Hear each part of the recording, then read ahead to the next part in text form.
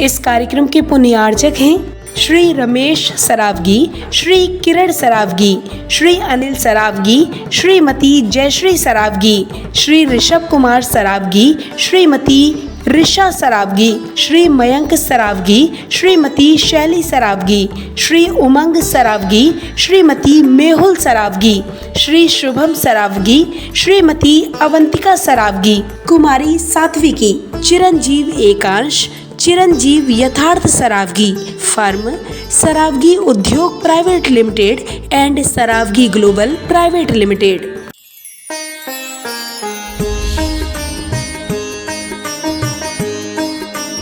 देवादिदेव 1008 आदिम तीर्थंकर श्री आदिनाथ भगवान की।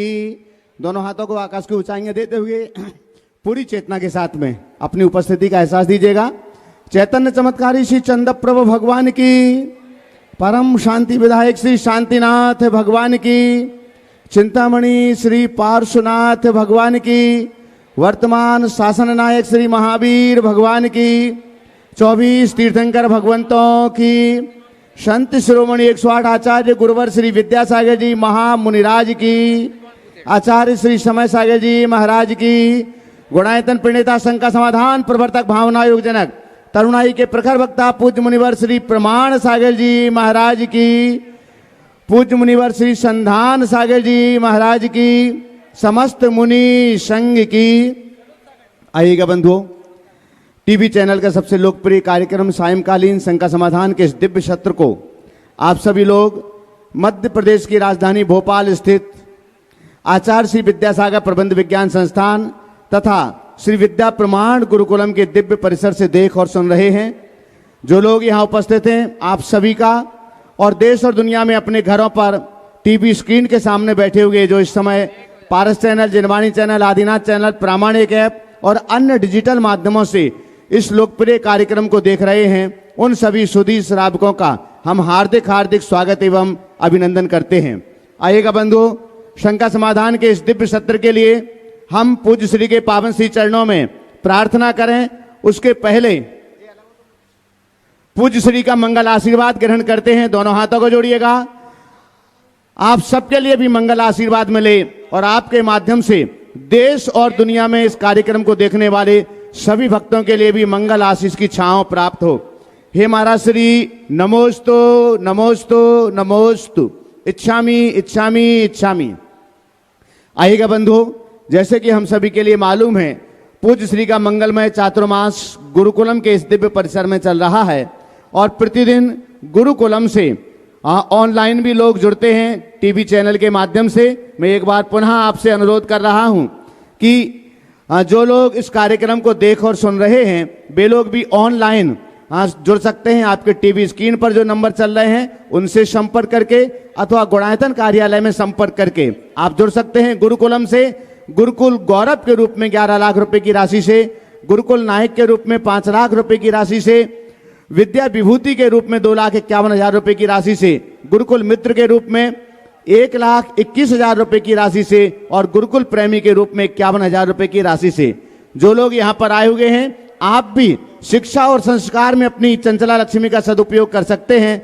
और अगर आप चाहते हैं तो आप संकेत दीजिएगा, कार्यकर्ता आपके पास तक पहुंचेंगे। संकल्प पत्र यहाँ पर हैं, आप अपना संकल्प पत्र भर करके इस मंच तक भेजेंगे ताकि महाराज श्री के श्री चरणों तक हम आपको आमंत्रित कर सकें। बंधुओं, आज प्रकाश जी शास्त्री जो यहाँ पर गुरुकुलम की व्यवस्थाओं को देख रहे हैं, वे आज उनका जन्मदिन है और जन्मदिन के अवसर पर वे आज गुणायतन से उनकी बेटी का आज जन्मदिन है और वे आज गुणायतन से निर्माण निधि के रूप में जुड़ रहे हैं 11,000 रुपए की राशि से। तो एक बार जोरदार करतल ध्वनि से उनका सम्मान कीजिएगा। बंधुओं, गुरुकुलम से आज जो यहाँ पर जुड़ रहे हैं गुरुकुल प्रेमी के रूप में हमारे बीच यहाँ पर हैं राकेश जी, अनीता जी, प्रिंस, निधि, सम्यक, राशिका, सजल जैन, समस्त चांदा मऊ भाग्योदय वाला परिवार सागर से अगर यहाँ पर उपस्थित हैं तो मैं आमंत्रित कर रहा हूं, वे पधारें। और उनका सम्मान करने के लिए मैं यहाँ पर आमंत्रित कर रहा हूं हमारे बीच राजेश जी IAS और साथ ही राजेश पारस, कृपया पधारें और जो गुरुकुल प्रेमी के रूप में गुरुकुलम से जुड़े हुए हैं उनका सम्मान करें। आप लोग महिला सम्मान के लिए श्वेता जी यहां पर आ जाएं। महिला सम्मान, आप यहीं आ जाओ, सामने खड़े रहेंगे। बंधुओं, बहुत सौभाग्यशाली पुण्यशाली परिवार जो शिक्षा और संस्कार में नौनिहाल बच्चों के जीवन को उन्नत बनाने के लिए अपनी चंचला लक्ष्मी का सदुपयोग ये यहां पर कर रहे हैं। मैं यहां पर आमंत्रित कर रहा हूं, आज जो गुरुकुलम से गुरुकुल मित्र के रूप में जुड़ रहे हैं 1,21,000 रुपए की राशि से इंजीनियर जय कुमार जी जैन, श्रीमती चंदा जैन, श्री अनिल शोभा जी, श्री अजित जी, तृप्ति जी, श्री अखिल ऋचा जैन, भूसा वाला परिवार जबलपुर से जोरदार करतल ध्वनि से उनका सम्मान कीजिएगा। वो थोड़ी देर में यहां पर पहुंचेंगे। मैं यहां पर आमंत्रित कर रहा हूं हमारे बीच यहां पर यहीं के यूनिवर्सिटी बरकतुल विद्यालय यूनिवर्सिटी भोपाल से वाइस चांसलर और सपत्नीक हमारे बीच यहां पर, ऐसा नहीं है, आइएगा। उनके साथ में जो भी और हैं अतिथिगण वे यहां पर पधारें। पूज्य श्री के पावन श्री चरणों में श्रीफल समर्पित करके मंगल आशीर्वाद ग्रहण करें।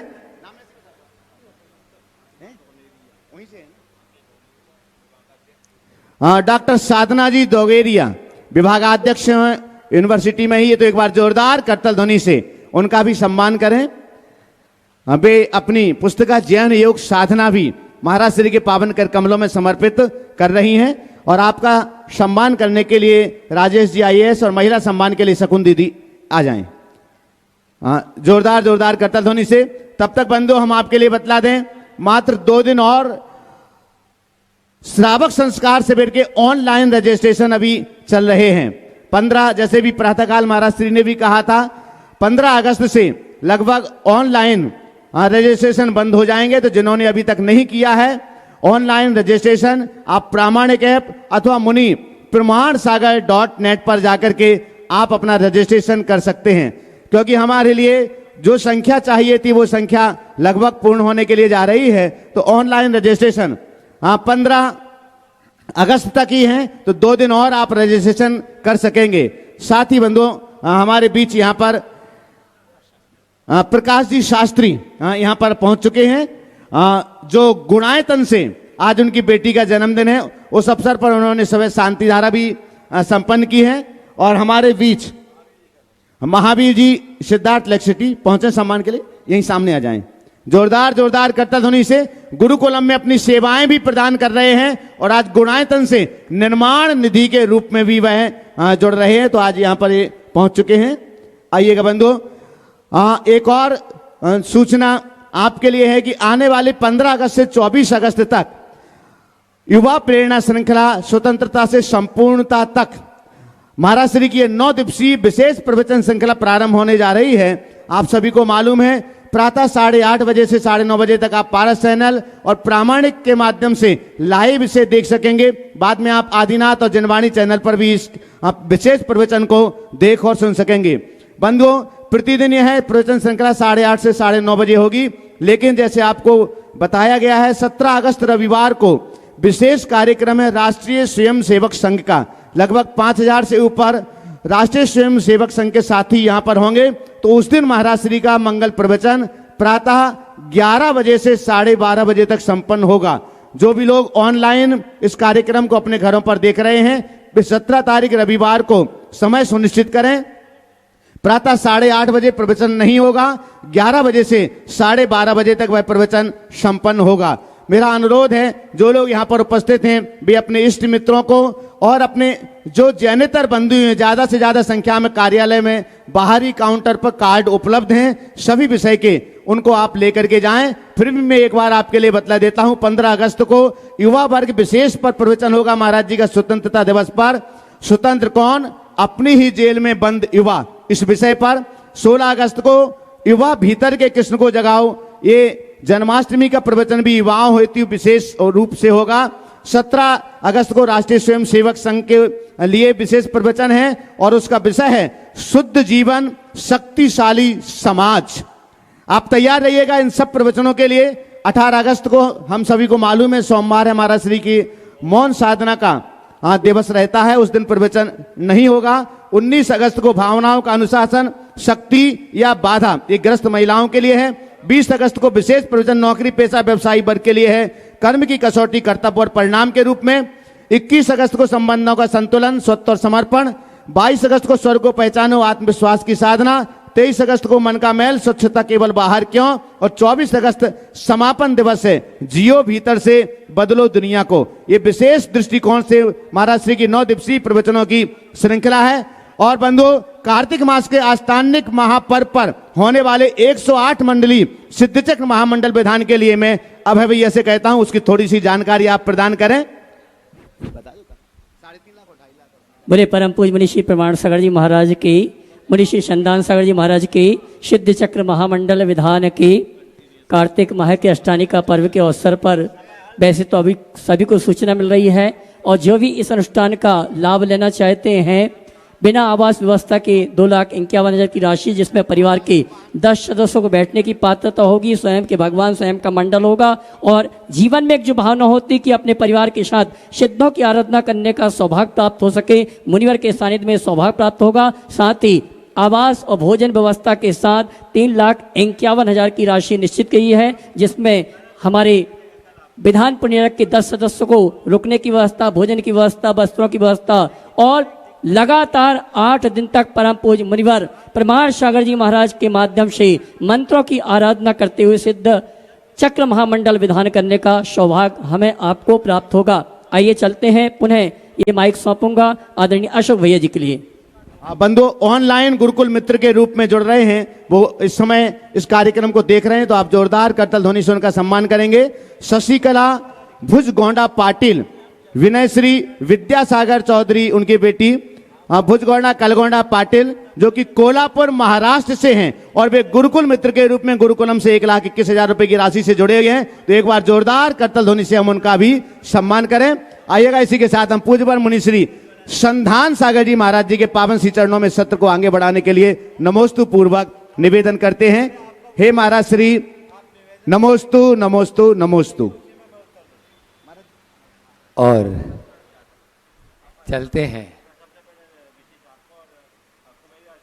हाँ, और आज का ये संकट समाधान का सत्र गुरुदेव के चरणों में इस पावन धरा से अपन प्रारंभ करते हैं।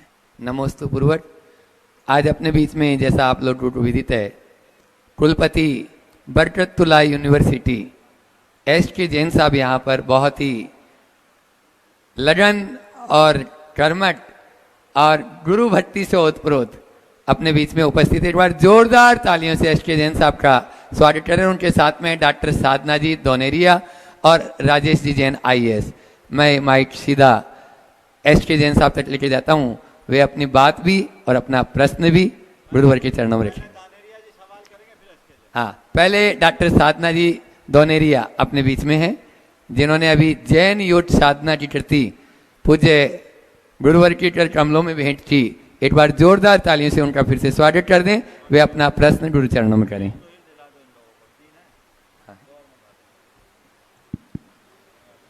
महाराज जी को मेरा सादर नमन।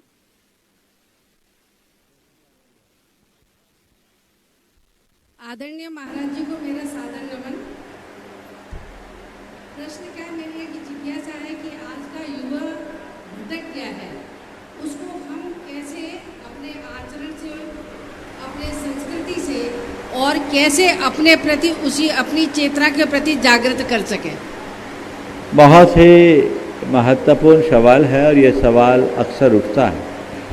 आज की युवा पीढ़ी में बहुत तेज़ी से भटकाव है। मेरा मानना है कि इस भटकाव को हम केवल सांस्कृतिक चेतना के जागरण से रोक सकते हैं।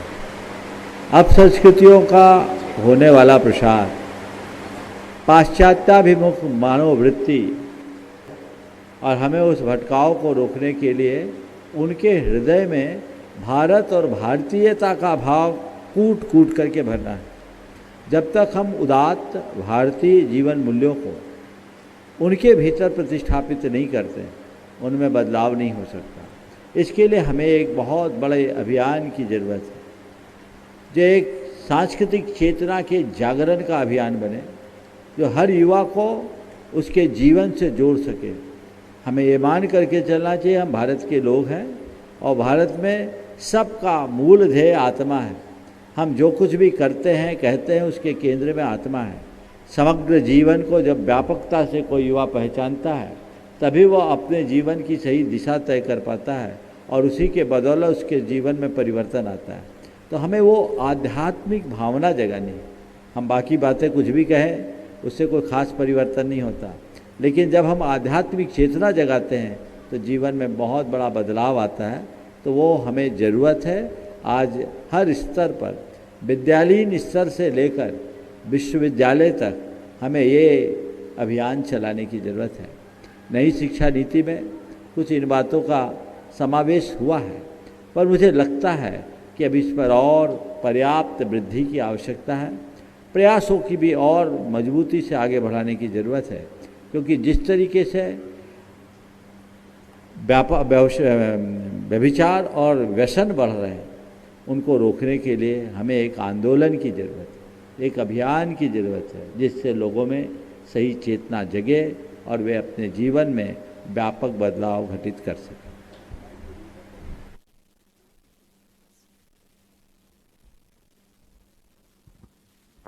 ओम। कुलपति महोदय जी बरकतुल्ला यूनिवर्सिटी SK जैन साहब अपने बीच में, वे अपनी बात और अपना प्रश्न रखें। महाराज जी नमोस्तु। एक छोटा सा पहला प्रश्न कर रहा हूँ। जैन कुल में मैंने जन्म लिया है, ऐसा मेरा मानना है। जैन एक धर्म है या जाति विशेष? बहुत अच्छा सवाल आपने किया है, और ये सवाल आप जैसे शिक्षाविदों के मुख से सुन के बहुत अच्छा लग रहा है। हम लोगों ने एक बहुत बड़ी भूल की कि जैन जो एक धर्म था उसे एक जाति तक सीमित कर लिया। सबको ये ध्यान में रखना चाहिए कि जैन शब्द गुणवाची शब्द है, जातिवाची है ही नहीं। जैन शब्द बना किससे है? जिन से। जिन का मतलब क्या है? जो अपने 200 दुर्बलताओं और दुर्गुणों को जीते वो जिन, और जिन के मार्ग पर चलने वाला जैन। तो जैन जाति कहाँ से हो गई? जैन धर्म है, और हर कोई जैन धर्म का पालन कर सकता है। जैन धर्म एक मनुष्य की बात तो जाने दीजिए, पशु पक्षियों के अंदर भी जैन धर्म का आविर्भाव देखता है, उनके अंदर भी जैनत्व को देखता है, लक्षित करता है। वे भी धर्म को धारण कर सकते हैं, ये इजाज़त देता है। ये जैन धर्म है जो भील को भगवान बनने का मार्ग बताता है। ये जैन धर्म है जो हर आत्मा में परमात्मा होने की बात करता है। इसलिए हमें यह अवधारणा बदलनी चाहिए। आज जैन समुदाय एक लोगों का समुदाय बन के रह गया है, क्योंकि जैन धर्म के अनुयायी होने के कारण उनके साथ जैन जुड़ गया। लेकिन हमें ये बात ध्यान में रखना चाहिए, समाज बाद में है, धर्म पहले है। इसलिए हम जैनत्व को धर्म के साथ जोड़कर चलें। मैं चाहूँगा हाँ अपने बीच में और भी पूछ रहे हैं। हाँ, आप एक निवेदन सवाल करें। और कर लेता हूँ। आज महाराज जी ने अवसर दिया है तो। हाँ, मेरा आप अपना तो मानना- चाहो तो मैं पूरा सत्र दे दूं आपको। अरे नहीं महाराज जी, आप मैं तो करो बहुत तो। छोटा हूँ। हाँ, बोलो बोलो। मेरा अपना मानना है कि जैन धर्म एक जीवन जीने की पद्धति है। कैसे अच्छा जीवन जिए, कैसे आत्मा से परमात्मा की यात्रा करे। और मैंने अभी तक जो महसूस किया कि जैन धर्म एक वैज्ञानिक धर्म भी है। तो क्या ऐसी कोई पुस्तक मार्केट में या ऐसी कुछ विधियां, जैसे मैं छोटी छोटी बातें उदाहरण के तौर पे कई बार बताता हूं अपने भाषण में कि भैया छान के पानी क्यों पीना? हर जैनी कहता है छान के पानी पियो। उसके पीछे ये है कि लॉजिक, जो साइंटिफिक लॉजिक है, रात में भोजन नहीं करना। तो रात में भोजन नहीं करने के पीछे जो लॉजिक है, जो वैज्ञानिक तर्क है, वो ये है कि हमें बहुत सारे कृमि, कई बार हम लोग जो रात्रि में करते हैं, मैं भी उसमें शामिल हूँ महाराज जी, क्षमा करिए, तो वो छोटे छोटे दिख जाते हैं, तो मैं फिर नहीं खाता हूँ, उठ जाता हूँ कि हो गया आज का काम। तो वो हमारे पेट में जब जाते हैं तो कुछ ना कुछ नुकसान तो करेंगे ही। तो वैज्ञानिक धर्म है, इस बाबत क्या कोई किताब या कोई विवेचना या कोई ऐसी व्यवस्था है क्या? बहुत अच्छी बात कही है आपने। ये बात सत्य है कि जैन धर्म कोरे पोथियों का आदर्श नहीं है, ये हमारे जीवन का मार्ग है। जैन धर्म एक ऐसा धर्म है जो हमें सहज, शांत, स्वस्थ और संतुलित जीवन जीने का रास्ता दिखाता है। अगर हम जैन हो गए तो मान करके चलिएगा हमारे जीवन में सहजता, शांति, स्वस्थता और संतुलन स्वाभाविक रूप से आएंगे। जैन धर्म में इस बात की बहुत गंभीरता से विवेचना है। जैन धर्म एक ऐसा धर्म जो हर आत्मा में परमात्मा के होने का उद्घोष करता है। जैन धर्म एक ऐसा धर्म जो जियो और जीने दो का मंत्र घोष करता है। जैन धर्म हमें सब प्रकार की रूढ़िवादिता, आडंबरों और अंधविश्वासों से मुक्त होकर आध्यात्मिक मार्ग पर चलने की प्रेरणा देता है। जैनचर्या में जो अहिंसा मूलक सिद्धांत है वह पूरी तरह हमारे शारीरिक, मानसिक और भावनात्मक स्वास्थ्य का आधार बन करके चलता है। इसकी जो भी बातें हैं वो तर्कसंगत, व्यवहारिक और वैज्ञानिक भी है। हमें चाहिए कि हम इन बातों को गहराई से समझें और न केवल समझें अपितु समझ करके स्वीकार करें। जैन धर्म के जितने भी सिद्धांत हैं वो सीधे हमारे जीवन के रूपांतरण का आधार है। चाहे हम खाने पीने की बात करें, रात्रि भोजन की बात करें, पानी छानने की बात करें, मैं एक बात सबसे कहना चाहूँगा कि हम लोग जैन धर्म को बहुत स्थूल रूप से देखते और समझते हैं। उसकी चर्चा जब भी करते हैं तो केवल खाने पीने तक करते हैं। जैन धर्म की मूल अवधारणा को हमें पहले समझना चाहिए। जैन धर्म विश्व का इकलौता धर्म है जो सबसे ज़्यादा जीवन मूल्यों को महत्व देता है। आपने बहुत सारे धर्मों और दर्शनों के बारे में पढ़ा होगा, लेकिन दुनिया का कोई ऐसा धर्म नहीं जहाँ जीवन मूल्यों की पूजा होती हो। अभी हम लोगों के दशलक्षण धर्म आ रहे हैं। 28 तारीख से 10 दिन तक हम क्या करेंगे? क्षमा, मार्दव, आर्जव, शौच, सत्य, संयम, तप, त्याग, आकिंचन और ब्रह्मचर्य जैसे उदात्त जीवन मूल्यों की पूजा आराधना करेंगे और इसे हम सबसे बड़ा महापर्व माने। ऐसा कोई धर्म नहीं मिलेगा जहां किसी देवता की पूजा करने की जगह इन क्षमादिक गुणों की पूजा की जाती हो। हम इसे समझे, इसके पीछे छिपी हुई भावना को पहचानने की कोशिश करें, तब हम अपने जीवन में व्यापक बदलाव घटित कर सकते हैं। तो ये जैन धर्म की विशेषता है जो सब प्राणी मात्र से मैत्री की बात करता है, मैत्री भूयेषु कप्पेय की बात करता है, जो आया तुला पयासु की बात करता है, जो सब प्राणी को अपने समान मानकर सहअस्तित्व मूलक संवेदनशील जीवन जीने की प्रेरणा देता है, जो अहिंसा अनेकांत के सिद्धांत को बताकर हमें वैचारिक उदारता का रास्ता दिखाता है, जो अपरिग्रह के आदर्श से सामाजिक समता और समता मूलक समाजवाद की व्यवस्था बताता है, वो जैन धर्म है। उस धर्म को समझे। जैन धर्म की मूल अवधारणा में जो आत्मा से परमात्मा होने का मार्ग बताता है, जो अपनी भावनाओं को विशुद्ध बनाकर भावना योग के माध्यम से सीधे जीवन का रूपांतरण करता है, जो कहता है भाव से ही बंधन है, भाव से ही मुक्ति है। जहाँ कोरे कर्मकांडों और क्रिया कर्म को महत्ता नहीं है, जहाँ धर्म क्रिया ना होकर जीवन के रूपांतरण का प्रयोग है, वो जैन धर्म है। हम उसे समझे और इसकी एक एक बातें बहुत तर्क संगत और वैज्ञानिक है। जैन धर्म पर ऐसी बहुत सारी पुस्तकें निकली है, हमारी भी कृतियाँ हैं। जैन धर्म और दर्शन और जैन तत्व विद्या, ये दोनों पुस्तकें हैं, आपको बहुत जल्दी सुलभ हो जाएगी। जैन धर्म और दर्शन और जैन तत्व विद्या यदि है तो ले आओ, मैं आज चाहूँगा अपने हाथ से दिला दूँ। और अभी ये तो पुस्तक से आपने शायद देखी भी है, फील टू हील, भावना योग का विज्ञान।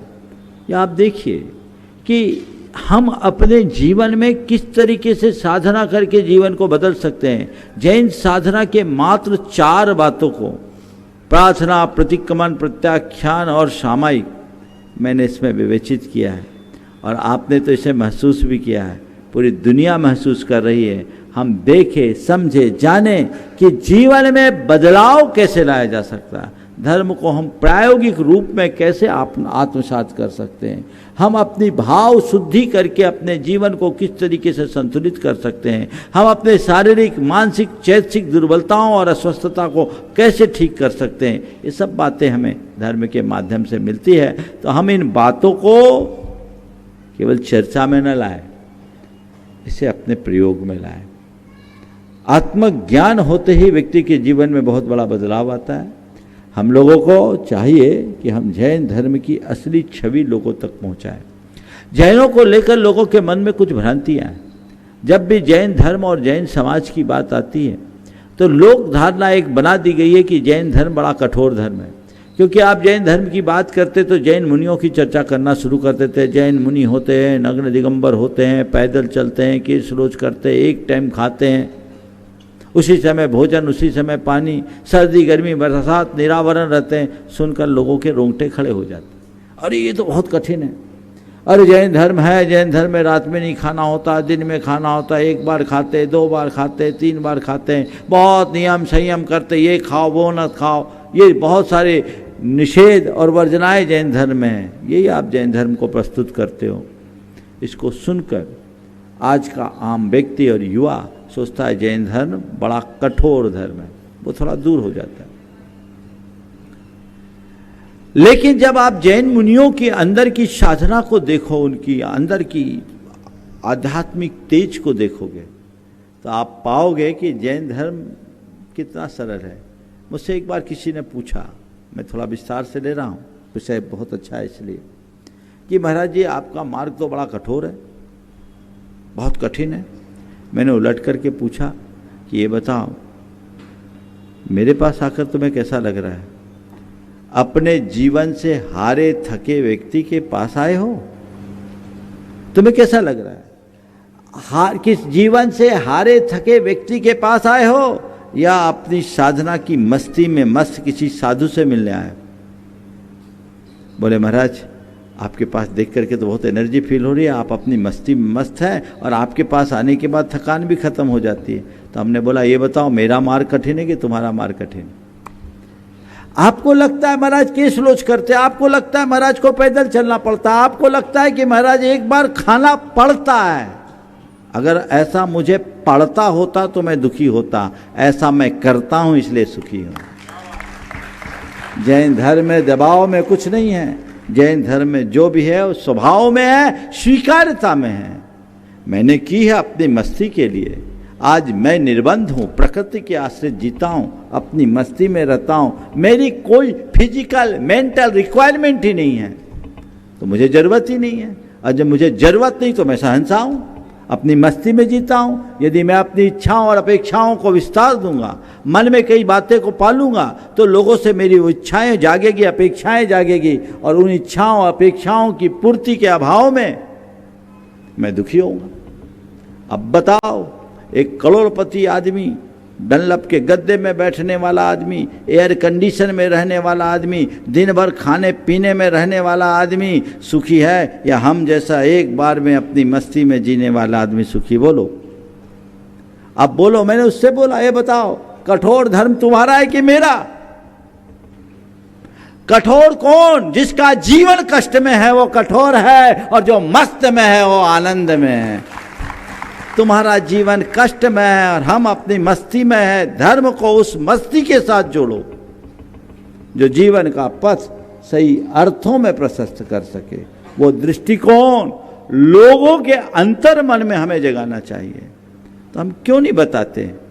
आप लोगों को बताइए, ये मत बोलिए जैन मुनि एक बार भोजन करते हैं। आप किसी को ये मत बताइए जैन मुनि केश रोज करते हैं। आप किसी के सामने ये मत बोलिए कि जैन मुनि पैदल चलते हैं। आप जैन मुनि की वास्तविक मुनित्व का परिचय देना चाहते हैं तो आप कहो जैन मुनि वो मुनि है जिनके मन में कोई आशा अपेक्षाएं नहीं होती। जैन मुनि वो है जिनके मन में विषय कसाय की लालसा नहीं होती। जैन मुनि वो है जो हर पल आध्यात्मिक मस्ती में जीते हैं, जिनका जीवन हर पल आनंद से जुड़ा रहता है, जो आडंबरों, अंधविश्वासों और कुरीतियों से मुक्त रहते हैं, कर्म कांडों से मुक्त होते हैं और उसकी प्रेरणा देते हैं। आप जैन मुनि की ये छवि प्रस्तुत कीजिए, देखिए सामने वाला जैन धर्म से कैसे प्रभावित होता है। इसी तरह जैनों के बारे में एक भ्रांति बना दी गई कि जैनियों के पास बहुत पैसा है, जैन समाज बहुत पैसा वाली है और जैन समाज शोषण करने वाले। उनको ये पता होना चाहिए कि जैनी संपन्न है लेकिन जैनी शोषक नहीं है। जैन समाज उदार समाज है। जैनों के द्वारा किए जाने वाला उदारतापूर्ण कार्यों को हम अगर लोगों तक प्रकाशित करें तो पता लगेगा आज से नहीं हमेशा से जगलू शाह जैनों के बीच पैदा हुए तो भामा शाह भी जैनों के बीच पैदा हुए, तो ये हमारे जैनों की तो निधि है। टोडरमल सेठ जैनों के बीच प्रकट हुए। जैनों ने अगर संपन्नता पाई है तो जितनी संपन्नता है उससे ज़्यादा उदारता अपनाई है। आज इतिहास को पलट करके देखें, युग युगांतरों से जैनियों ने पन्नशालाएं, औषधशालाएं, दानशालाएं खुलवाई, भोजनशालाएं खुलाई, अन्न क्षेत्र जैनों के द्वारा स्थापित हुए और आज भी वो संचालित हो रहे हैं। ये जैनियों के अपरिग्रह से प्रेरित उदारता का ही तो परिणाम है। आपके ही बरकतुल्लाह विश्वविद्यालय में संस्कृत के विभागाध्यक्ष थे डॉक्टर रतन चंद जी जैन। उन्होंने मुझे एक दिन एक बात कही, कहा महाराज जी मेरे एक मित्र ने मुझसे एक दिन कहा कि तुम जैनियों के पास इतना पैसा कैसे होता है, तुम जैनियों के पास इतना पैसा कैसे होता है। तो उन्होंने जो बात कही मैं आपके बीच कोट कर रहा हूँ। उनने कहा कि भाई अंतर केवल इतना है कि आप लोग पैसा कमाना जानते हो, हम खर्च करना भी जानते हैं।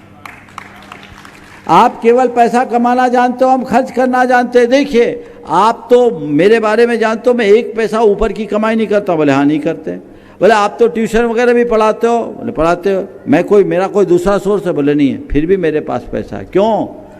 आप कमाना जानते हो, हम खर्च करना जानते हैं। हमारा कोई फालतू खर्च नहीं है, हमारे पास बचत अच्छा है, आपके पास अपव्यय ज़्यादा है। आपका पैसा पाप में लगता है तो बरकत नहीं होता, हमारा पैसा धर्म में रहता है तो दिन दुनी रात चौगुनी वृद्धि होती है।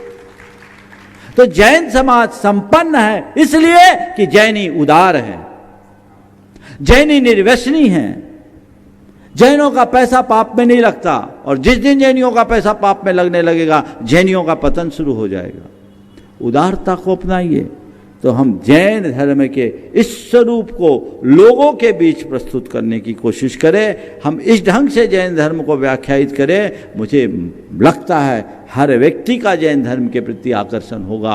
आज जैनों की कठोरता और जैनों के एक जो छवि हमने बना रखी है वो छवि हमें तोड़नी है। जैन धर्म जन धर्म होना चाहिए। और मैं आप सबसे कहता हूँ, मैंने पिछले दिनों भी कहा था जैन बनाओ। जैन बनाओ मतलब कर्म से जैन बनाओ। उसके नाम के आगे जैन लगे इसकी कोई ज़रूरत नहीं है, उसके कर्म में जैन दिखे। और मैं तो पूरे विश्व में जैन देखना चाहता हूँ।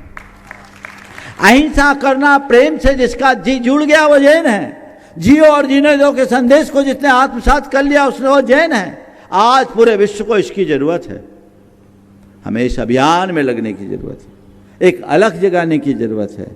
जिस दिन हम इसमें सफल हो गए मैं समझता हूँ वो विश्व का सर्वश्रेष्ठ दिन होगा। और भी पूछ सकते हैं आप पूछे आज पूछे।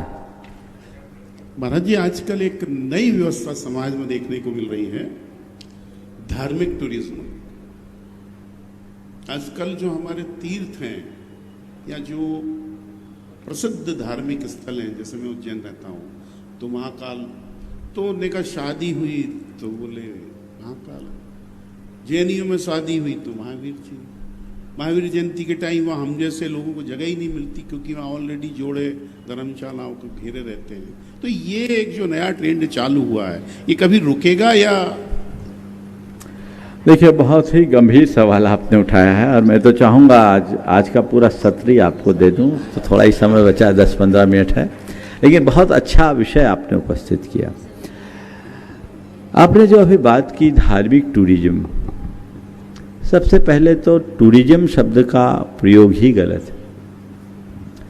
हमें पर्यटन की जगह तीर्थाटन जैसे शब्द का प्रयोग करना चाहिए। हम तीर्थ की वंदना के लिए जाते हैं, भ्रमण के लिए नहीं। तीर्थ वंदना हो, तीर्थ भ्रमण नहीं। हम किसी भी तीर्थ, किसी भी धर्म स्थल पे जाते हैं तो पूजा आराधना वंदना के लिए जाते हैं। तो जब हम मूल अवधारणा से बदल जाएंगे, भटक जाएंगे, तो हमारी दृष्टि भी भटक जाएगी। जब हमारे सामने तीर्थ वंदना की जगह टूरिज्म आ जाएगा तो हमारी मेंटेलिटी भी वहीं जाएगी। हम सैर सपाटे के भाव से जाएंगे, हम तीर्थ क्षेत्रों और धर्म स्थानों में जाकर के भी सुख सुविधाओं में मगन हो जाएंगे और वहाँ जाकर के जो आध्यात्मिक प्रेरणा मिलनी चाहिए उससे वंचित रह जाएंगे, तो हमें जो हासिल होना वो भी नहीं हो पाएगा। तो पहला बदलाव तो ये हो कि हम इस शब्द का प्रयोग बंद करें। टूरिज्म शब्द को सरकार के स्तर से भी प्रोत्साहित नहीं करना चाहिए। सरकार अगर राजस्व को भी बढ़ाना चाहती है तो क्यों न ऐसा एक मंत्रालय बने जिसका नाम तीर्थाटन मंत्रालय, हालांकि उसमें भी अटन है। पर्यटन के साथ तालमेल बनाने के लिए मैं थोड़ा कॉम्प्रोमाइज कर रहा हूं, पर तीर्थ वंदना मंत्रालय ज़्यादा अच्छा है। ऐसे मंत्रालय का प्रयोग करना चाहिए, तीर्थ वंदना मंत्रालय, और तीर्थ वंदना के प्रति ध्यान दे, उसको बढ़ावा दे। तीर्थ क्षेत्रों और धर्म स्थानों में सुख सुविधाएं बढ़ाए, लेकिन मर्यादाओं को सुरक्षित रखते हुए। आपने एक बहुत ज्वलंत सवाल किया। धर्म क्षेत्रों में शादी विवाह आदि का प्रचलन तेजी से बढ़ रहा है। अगर ये देखा जाए तो ऊपरी तौर पर अच्छा नहीं लगता, लेकिन आज के समय में जो एक नई परंपरा चल पड़ी है डेस्टिनेशन वेडिंग की, ये नया ट्रेंड है। अब सब कोई अपने गांव से बाहर जाके विवाह करना चाहता है और प्रायः 5 सितारे होटलों में या इस तरह के स्थानों में जाता है जहां खान पान की शुद्धि का भी कोई पक्का नहीं है, वेज नॉन वेज सब चलता है। मैं ऐसे वेन्यू को कभी उचित नहीं समझता।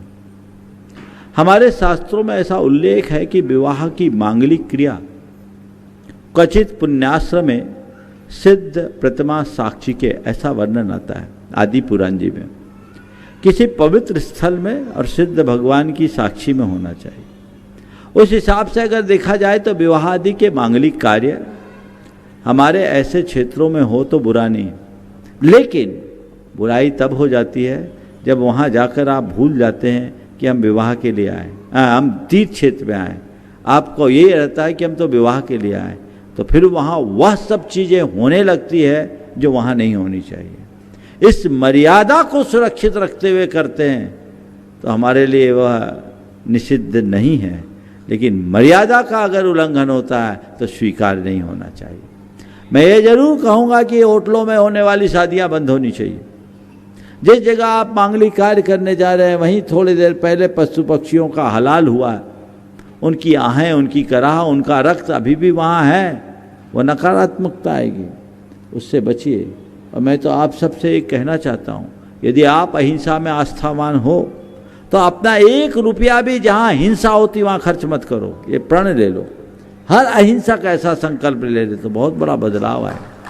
हमें जागरूकता लानी चाहिए। अरे हम नहीं ले रहे, हमारा तो सब वेज है, हमारा तो कैटरर अलग है, कैटरिंग अलग है, इससे क्या होगा? जा कहाँ रहा है? तुम्हारी कमाई किसके पास जा रही है? तुम्हारी जमा पूंजी किसके पास लग रही है? उसके पास जो पापी है, जो हिंसा का काम कर रहा है, उससे बचिए, बचाइए, एक अलग जगनी चाहिए। और ये सब चीज़ें अगर धर्म स्थानों में धार्मिक पवित्रता और मर्यादाओं को बचा कर की जाए तो बहुत अच्छा हो गया। एक बार हाँ ले मैं चाहूँगा एसके साहब जी और अपने बीच में डॉक्टर साधना जी एक सेट और मंगाओ इसका। हाँ। इसका एक और मंगाओ। हाँ थोड़ा देर दिला दे। और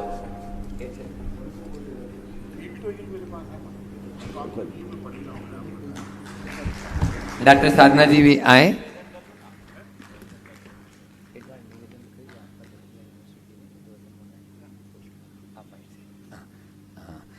डॉक्टर साधना जी जो जैन योग साधना जिन्होंने लिखी और उन्हीं को फील टू हील जो यह भावना योग के ऊपर आधारित है, भावना योग का विज्ञान आपके लिए बहुत अच्छा रहेगा और आप इसे भी बहुत आगे तक पहुंचाएंगी जैसा अभी आपकी जीवनी में आप पढ़ा।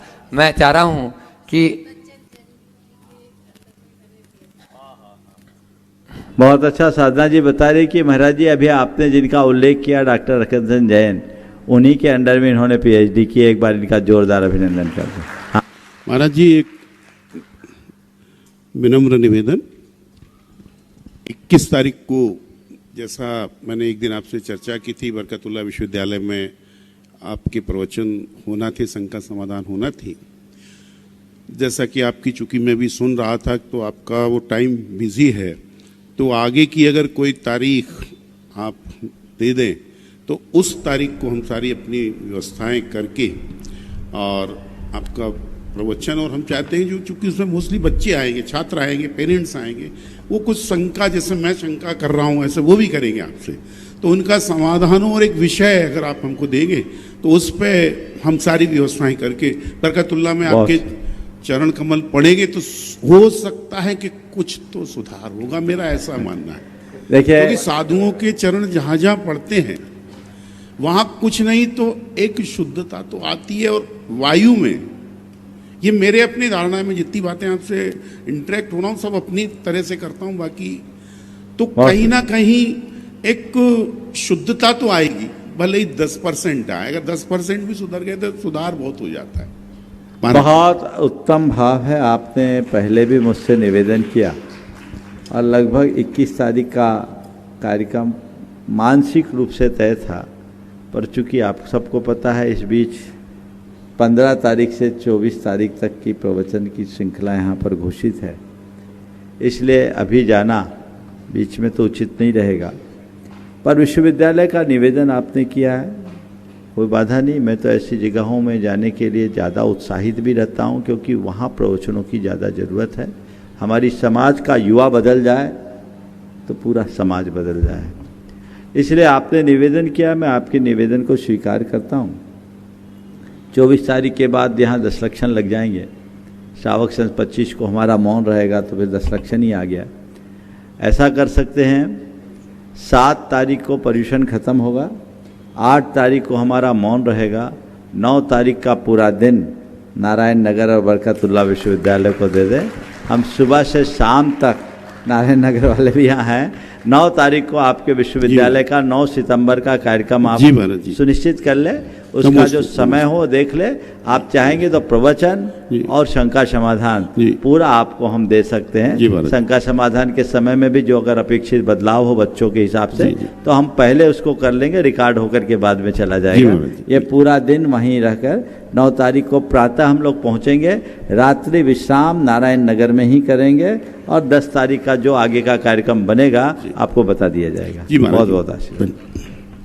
बंधुओं, अपने बीच में एक ऐसे युवा को मैं बुलाना चाह रहा हूँ जो भावना योग को अंतरिक्ष में पहुंचा रहा है और अपनी उसकी भावनाएं भी बुलंद है। आगम जैन एयर स्पेस अभी शिकागो जा रहा है यहाँ से पढ़ने के लिए गुरुवर का आशीर्वाद लेकर, और बहुत ही उम्मीदें हैं इसके अंदर में।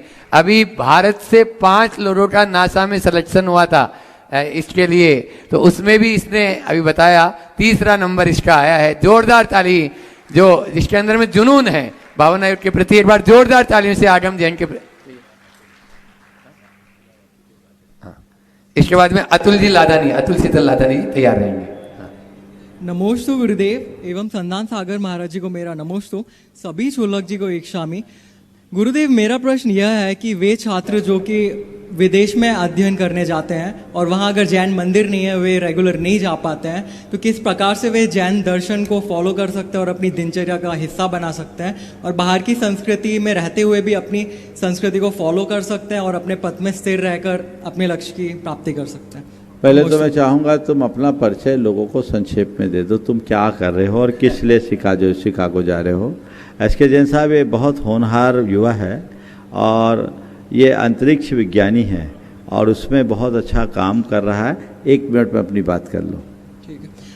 मेरा नाम आगम जैन है और मैंने रिसेंटली वीआईटी भोपाल से एरोस्पेस इंजीनियरिंग पूरी की है और मेरा सिलेक्शन हुआ है अभी MS in aerospace university of Illinois, जो कि यूएस में टॉप 10 में 6 नंबर की यूनिवर्सिटी भी है। और रिसेंटली इसरो का एक मिशन था जो कि इंडिया का फर्स्ट एनालॉग एस्ट्रोनॉट मिशन था, उसमें भी मेरा सिलेक्शन हुआ था, जिसमें भारत से 135 लोगों ने अप्लाई किया था और सिर्फ 5 लोगों का इसमें सिलेक्शन हुआ था। और भावना योग के भी कुछ रिसर्च पेपर्स हम पब्लिश कर चुके हैं और आगे भी ऑस्ट्रेलिया में एक कॉन्फ्रेंस है IAC, जो कि दुनिया की सबसे बड़ी एरोस्पेस की कॉन्फ्रेंस है, उसमें भी 2 पेपर्स रिसर्च पेपर सिलेक्ट हुए भावना योग के, जो कि 28 सितंबर से 3 अक्टूबर को है। इसके बाद भावना योग के in total 5 papers international level पे पब्लिश हो जाएंगे। बहुत सुंदर। तुम्हारा बहुत अच्छा सवाल है कि तुम्हारे जैसे युवा अगर भारत से बाहर जाए, वहाँ मंदिर आदि के ना हों, तो जैन धर्म के मूलभूत सिद्धांतों को कैसे अपनाएं। सबसे पहली बात तो मैं तुम्हारे माध्यम से तुम्हारे जैसे सभी युवाओं को कहना चाहूँगा, तुम भले भारत से बाहर हो, तुम्हारे अंदर भारत होना चाहिए। क्या बोल रहा हूँ? तुम भले भारत से बाहर रहो, तुम्हारे भीतर भारत होना चाहिए।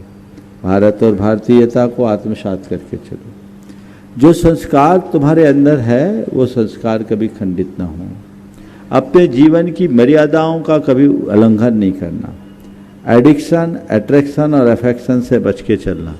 ये तीनों ऐसे फिसलन हैं जो हमारा पतन कराती है। एडिक्शन, अट्रैक्शन और अफेक्शन, इन तीनों से बचो। ये तुम्हें डिस्ट्रैक्ट करेंगे और तुम्हें तुम्हारे लक्ष्य से दूर कर देंगे। इनसे बचना है। अपनी जो जीवन भर की साधना है, संस्कारों की पूंजी है, उसको कभी मत खोना। यही मेरी असली पूंजी है। हम कुछ और बने या ना बने, हम एक इंसान बने, इसको ध्यान में रखो। जहाँ तक धार्मिक क्रियाकलापों का सवाल है, आज का युग टेक्नोलॉजी का युग है। प्रत्यक्ष नहीं कर सकते, वर्चुअली तो कर सकते हैं, तो वर्चुअली करो। जहाँ रहो, अपनी जो भी धार्मिक क्रियाएँ हैं, दर्शन पूजन आदि की क्रियाएँ हैं, समयानुसार उसे जरूर करो और वर्चुअली करके उसी नियम व्रत का पालन करो।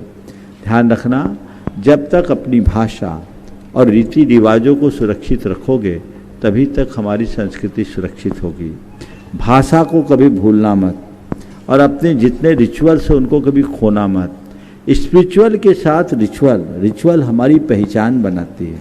हम अपनी सांस्कृतिक पहचान अपने पूरे के पूरे रीति रिवाजों के और धार्मिक क्रियाकलापों के माध्यम से ही प्रकट कर सकते हैं, तो इसको खोना मत। मेरे संपर्क में एक सज्जन है जो लंदन, जिनका बेटा लंदन गया, 2 साल में उसको उसकी कंपनी ने प्रमोट करके CEO बना दिया। क्यों बनाया?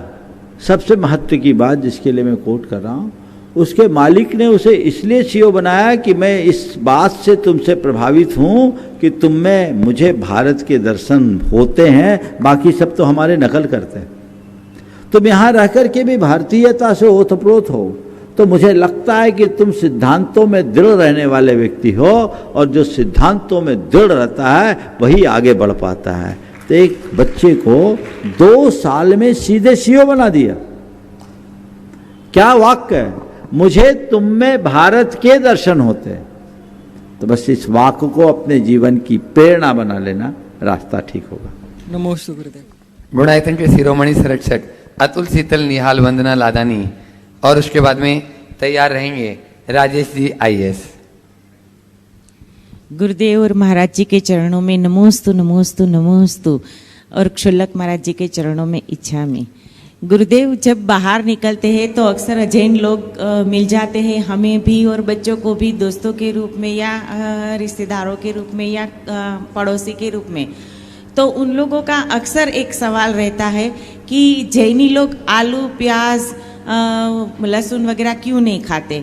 हम उसका उत्तर हमारे हिसाब से 2-3 जो हमें पता है देते हैं, पर तो वो लोग हमेशा ये बोलते हैं कि तो क्या हो गया, तो क्या हो गया।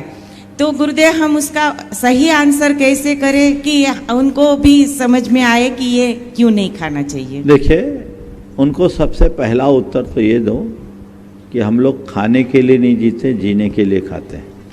पहला उत्तर क्या दो?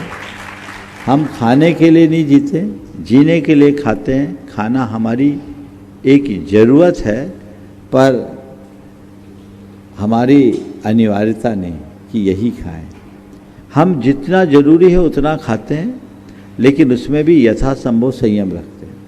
दूसरी बात कहें कि हमारा धर्म अहिंसा धर्म, तो हम खान पान की चीज़ों को प्रयोग में लाते समय भी इस बात का ध्यान रखते हैं कि जिसमें हमें अल्पतम पाप का भागी बनना पड़े, अल्पतम हिंसा हो।